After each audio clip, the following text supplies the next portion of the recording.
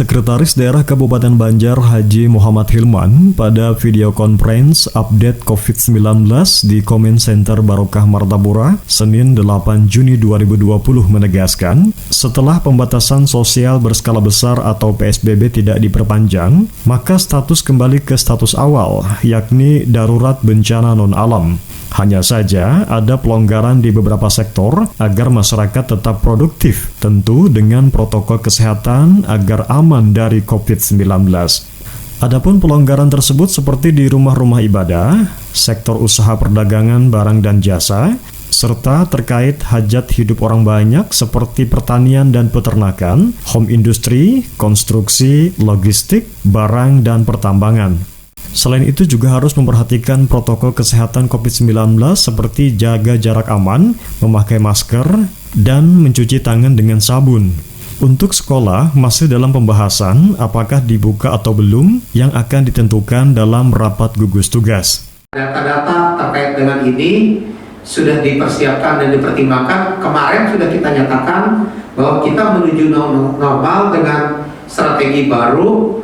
Kita melakukan pelonggaran secara bertahap pembatasan sosial yang ada, dimulai dari pelonggaran pelaksanaan ibadah di tempat ibadah dan sektor usaha. Ada 9 sektor usaha yang terkait dengan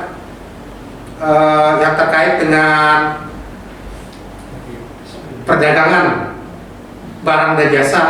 Jadi perlu kami sampaikan, saat ini pelonggaran yang kita lakukan adalah pelonggaran di tempat ibadah.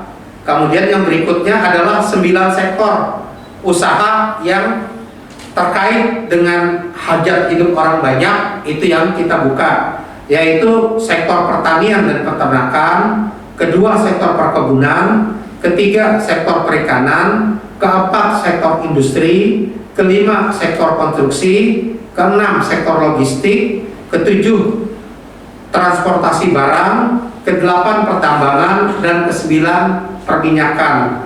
Jadi yang di luar hal ini masih dilakukan pembatasan sosial dengan secara bertahap dilakukan pembukaan yang didampingi oleh yang di dalam asalnya dengan protokol kesehatan dan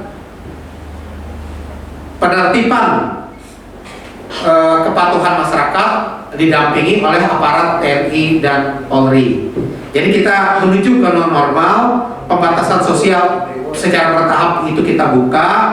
Nah ini kami insya Allah besok rapat dengan gugus tugas Forkompinda untuk menentukan fase-fase tahapan berikutnya yang kita buka, melihat situasi kondisi daerah kita dan juga memperhatikan bagaimana kondisi jumlah aparat petugas keamanan yang ada di kita hingga bisa mendampingi masyarakat untuk meningkatkan kepatuhan mereka dalam melaksanakan protokol kesehatan. Jadi saat ini kita ingin mewujudkan masyarakat yang produktif dan aman terhadap COVID. Nah ini. Sementara itu, Kepala Dinas Kesehatan Kabupaten Banjar, Dr. Haji Adudin menambahkan, jumlah pasien terkonfirmasi positif sebanyak 135 orang, dirawat di rumah sakit sebanyak 117 orang, sembuh 11 orang, dan meninggal 7 orang. Saat ini menurutnya, secara perlahan pasien yang dirawat sudah mulai berkurang, namun masih banyak yang orang tanpa gejala atau OTG. Kendati demikian, pihaknya optimis tidak ada penambahan dari yang sakit atau positif, sehingga penanganan akan lebih mudah.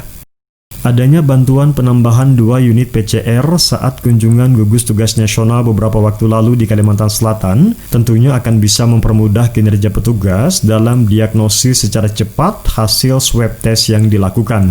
Hal ini menyangkut banyaknya keluhan masyarakat terkait dengan lambatnya untuk mengetahui hasil tes yang mereka lakukan. Alat ini sangat membantu masyarakat yang ingin mengetahui hasil pemeriksaan secara cepat, yakni 1 hingga 2 jam saja. Terkait rapid test sendiri, hingga kini petugas sudah melakukan sekitar 3.000-an dan swab test lebih dari 550.